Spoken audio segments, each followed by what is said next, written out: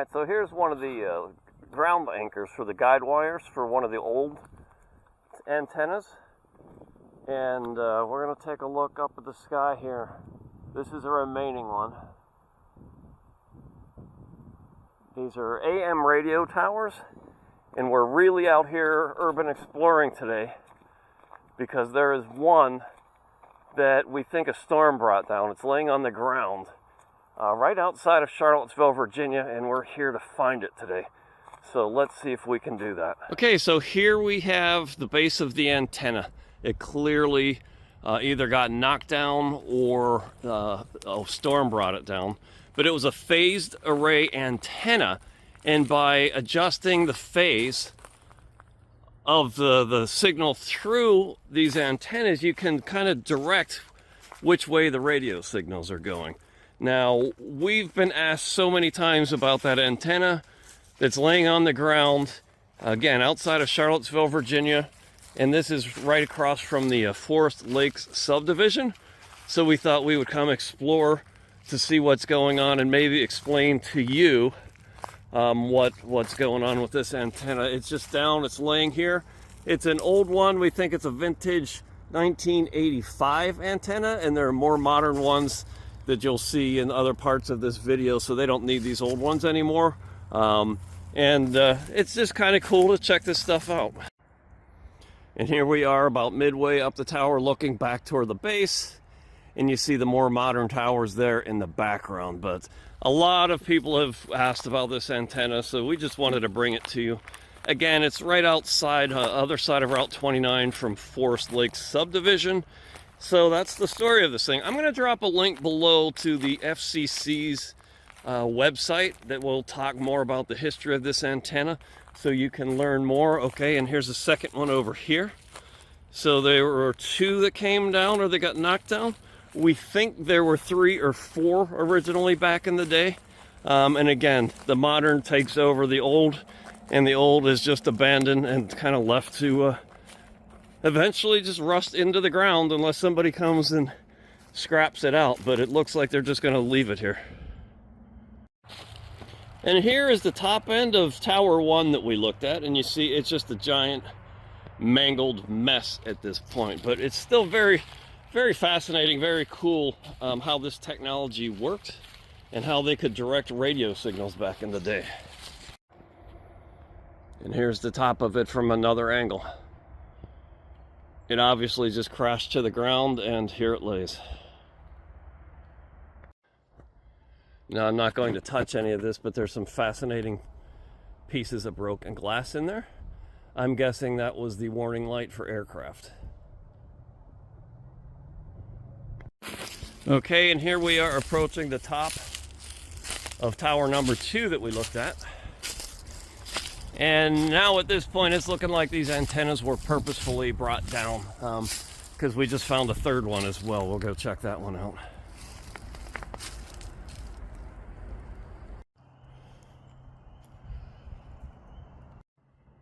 And here is the base of the third antenna we found. Now, obviously, the base of it is fenced in, so we're not going to go in there. But this is number 3. Let's go check out the other end of it. Okay, here we're getting toward the top end of tower number 3.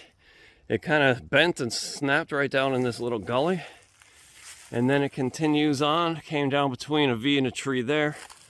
Bent again, and this is the part you see when you're driving down Route 29. You'll see Route 29 there in the background with the entrance of Forest Lake. I think that's Forest Lake south through the trees there. So this is what you're looking at, folks. Abandoned AM radio towers.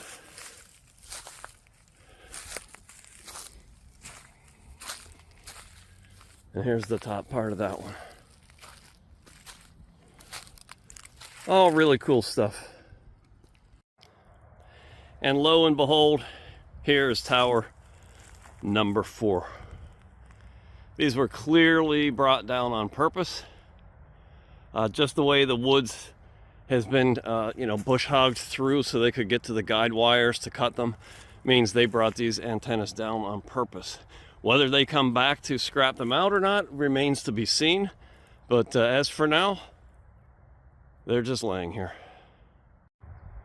All right, and here's the top of number 4.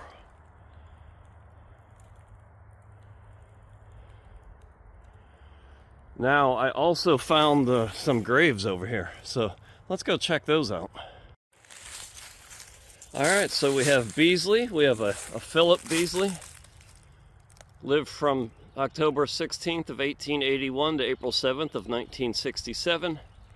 And Mary P. Beasley from June of 1881 to September of 1958. And it says here, "Thy will be done." Let's go check out this other grave. And here we have a tombstone erected by Teresa Daly for a Pinky Jackson who died in February of 1956. And it looks like a loving Aunt Lena Anderson, departed November 13th, 1958.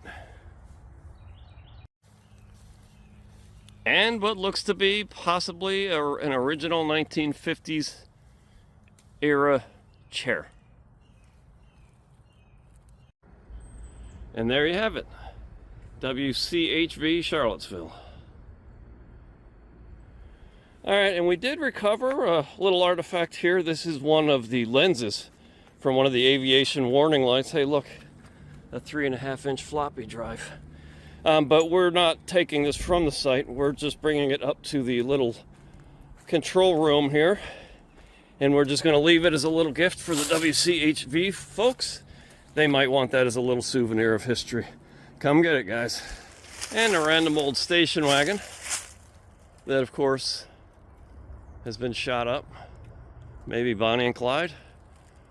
I don't think they drove anything this modern, but it does have a Piedmont, Virginia Community College parking sticker on there from 1979.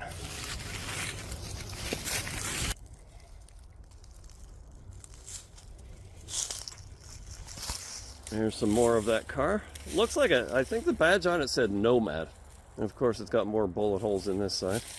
And then if we turn around here, all right, here we see some of the upholstery, or the stuffing ripped out from the upholstery. Mice have obviously had years of work on this. There's a little rock foundation for something right behind us. And then a much more modern cinder block foundation for something else. So I don't know what any of this is, but it's obviously been abandoned for a long time. And this is a construction out of tarp and logs that somebody is either living in or once lived in. And this, they had a little hammock set up over here, so we don't want to get too close out of respect if they're still living here. And this looks like possibly the original 1800s road that would have been the driveway into this homestead, or a road leading up to it or past it. And here you see the growth is kind of taken over, so we might have to do some bushwhacking here. And of course, it wouldn't be a tour of any abandoned place in Virginia if you didn't find the obligatory shot up barrel. So there we have it. The tour is now complete. And of course, videos on my channel are not really complete until you have some water. This is the water coming over the dam of my training spot, the South Rivanna Reservoir, forming the South Rivanna River. This is a very, very cool spot. Mesmerizing.